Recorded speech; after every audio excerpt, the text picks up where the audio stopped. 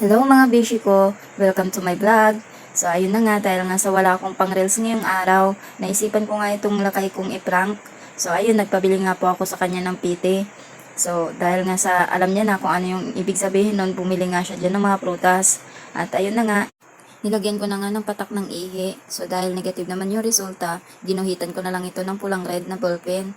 So ayan, ipapakita ko nga pala kung anong resulta ng ginawa ko. So ayan, paniwalang-paniwala na rin siguro siya dito. So, dahil nga sa busy siya, ayun na nga, unti-unti ko na nga siyang pinuntahan dyan.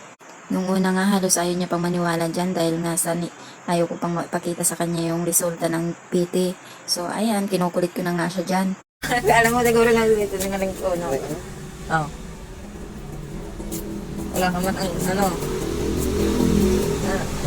Yun ang totoo nga, oh. Ang nagsisinungaling yan. Kulay red. Kulay red.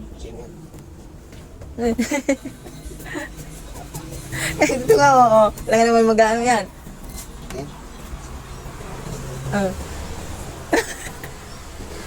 Ayan. Hindi na. Bulpen. Hindi na kulay red.